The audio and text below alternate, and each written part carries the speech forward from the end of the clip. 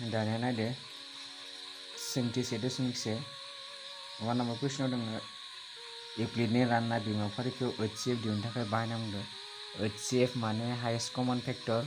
जोंनि बर'आव DASA जागोन, DASA न DASA जागोन, देरसिन आगोसार सानजाबगिरि। कुइसनखौ मावफुंनाय सिगां आं बुजायना लाग्रोनि जाहाथे नोंसोर बुजि मोनो।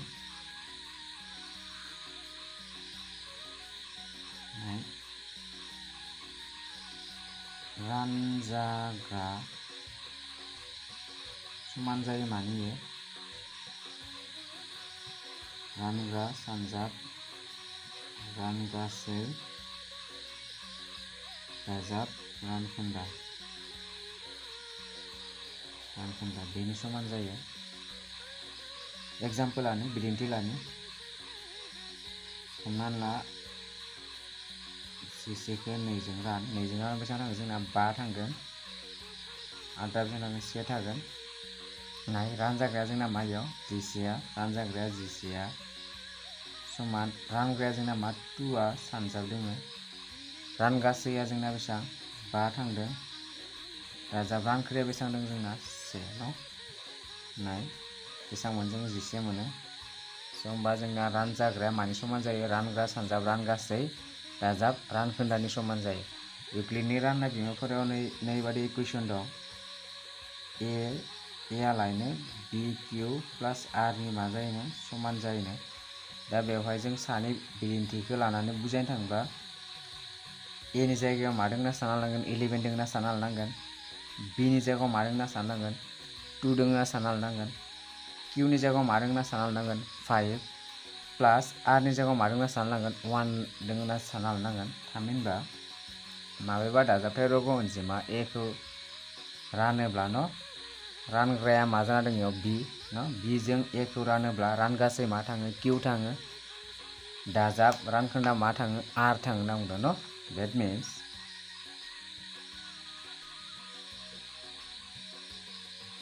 इंग्लिसाव मा होनना बुङो बेखौ सिंनिखौ डिभाइडेड होनना बुङो, डिभाइडेड सानिखौ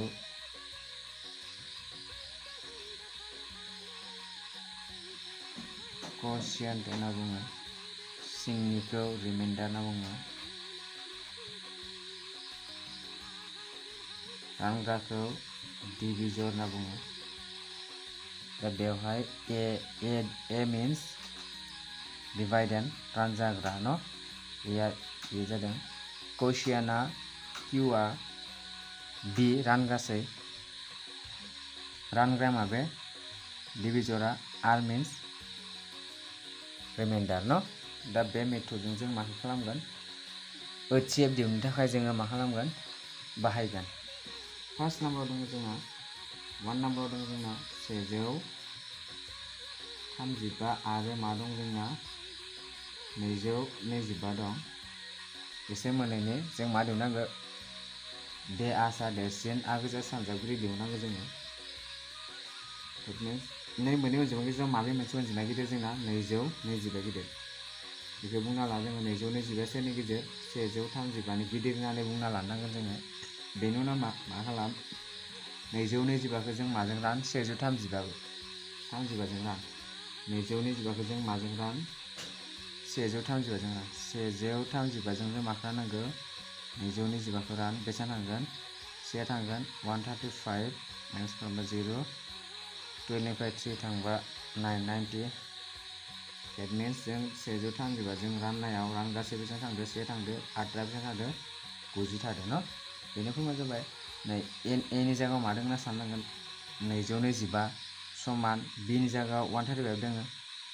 इनटु किउआ इनटु जानो किउनि जायगायाव 1 दोङो। डेट मिन्स रानगासै किउ माने रानगासै, बि माने डिविजरमोन रानग्रामोन, आर माने रानखोन्दा डेट मिन्स बुजियामोन न। दाना 135खौ गोदान रानजाग्रा आरो 90खौ गोदान रानग्रा महरै हमनानै लालायनांगोन। 135खौ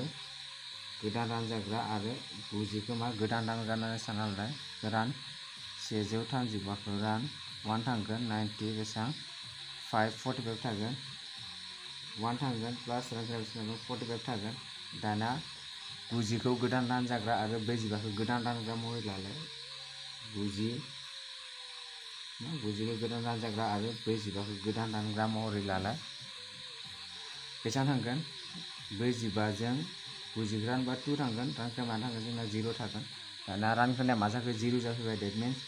नेक्स्ट मोनसे स्टेपाव थांनो थाखाय जोंना मा रानग्रायानो 0 जाबाय स' बेखायनो जों राननो हाला नालाय जों राननो हाया नट डिफाइन बेखायनो 135 आरो 225 नि ओथिएबा मा जागोन 45 जागोन मिथिबाय बेखायनो 135 आरो 225 नि HCF इक्वल मा 45 जागोन ना बुजि मोनो नोंसोरो खालामनानै प्रेक्टिस खालामबानो बुजि मोनलांगोन खनसे खनसे लिरनानै नाय नाम्बार 2 दङ 196 आरो मा दङ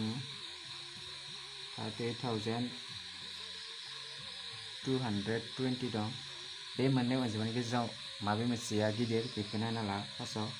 obviously 38,220 जागोन गिदिरसिन 196 नि गिदिर ना समानथाय बानायलायदो 30,200 समान जों माजों नांगोन 196 जों रानगोन दाना रान 196 30,220 ना बेखौ जों माजों राननांगोन 196 जों राननायनि मेथड दंमोन दा बेखौ बुजायबाय थाला आं थोंजों राननानै होनोसै ओमफ्राय 196 6 8 1 रानजाला 2 उठायबा 19 13 बाथाय 0 गिदिर जागोन 9 जों नायनो 9 जों नायनो 0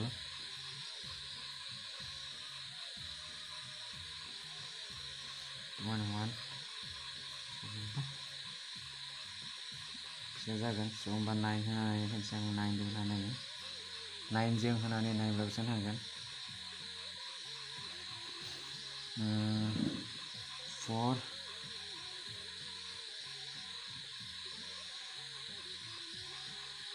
6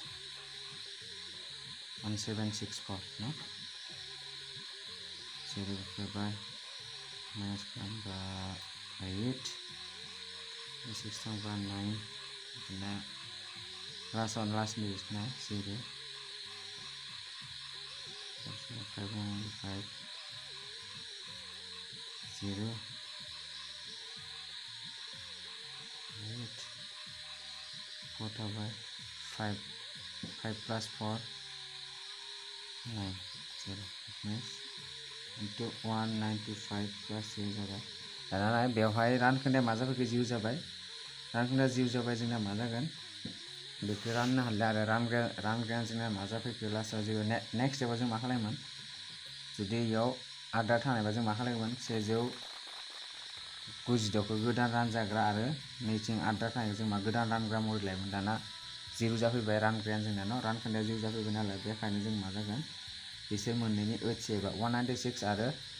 38,220 नि ओथिएबा मा जागोन 196 आनो जाय जों लास्ट राननायाव रानखोनाया लाथिख' जादोंमोन बेनो मा जायो बिसोरनि ओथिएब जायो बेखायनो 196 आरो 38,220 नि HCF इक्वल बेसेबां 196 जागोन बिसोरनि HCF आ नाम्बार 3 आव मा दङ नाम्बार 3 आव दङ 867 आरो मा दं 255 नेक्स्ट मोननै ओथिएब दिहुननांगौ दाना मा खालाय मा मोनसे गिदिर बे मोननै अनजिमानि गेजेराव 867 गिदिरसिन 255 निफ्राय दाना जोंखौ रानजाग्रा खालामलायगोन 800 गिदिरखौ रानगोन जों फिसा मोनसेजों जों मा रानगोन 225 जों 867 रानगोन रान 225 जों 255 जों रानगोन जोङो 867 राननायनि मेथड दङ 25 जों 80 बेसेबां थाङो 4 थांनाय नङा 4 बाथाय 100 जायो स' 3 होना नायनो 3 होना नायबाथाय बेसेबां जागोन 5 लोगोसे 6 7 एबा 2 0 1 दाना 1 0 2 जों माखौ बेसेबां लैखो सोंनांदों रानग्रा जोंना 250 गैयामोन रानगासेया 3 थांदों प्लास आदा जोंना 102 मोन दाना 255खौ गोदान रानजाग्रा आरो 102खौ गोदान रानग्रा महरै हमनानै रानना लालाय 225खौ 100 गोदान बेसेबां 2 थांगोन 2 बाथाय 204 1 5 51 बेसेबां थांगोन 2 थांगोन प्लास मा थागोन 51 दाना 102खौ गोदान रानजाग्रा आरो 22 गोदान रानग्रा महरै 22 जों 102खौ रानबा मा थांगोन 2 थांगोन प्लास रानखोनाया 0 मेच रानखोनाया 0 जाफैबाय बेखायनो बिसोर मोननैनि 867 आरो 255नि ओथिएबा माबा जागोन 22 जागोन मानि थाखाय 22 जों लास्ट रानदोंमोन जोङो 102खौ स' जाय जों राननायाव रानखोन्दाया लाथिख' जादों बेनो बे लास्ट रानग्रायानो मा जायो बिसोरनि ओथिएब थामहिनबा देरसिन आगोसे सानजाबगिरि बेखायनो 867 आरो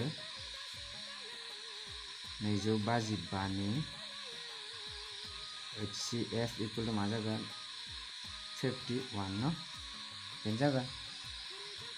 बेनि थाखाय बेखिनियानो नेक्स्टआव आरो 4 5 6 दिन्थिलायगोन।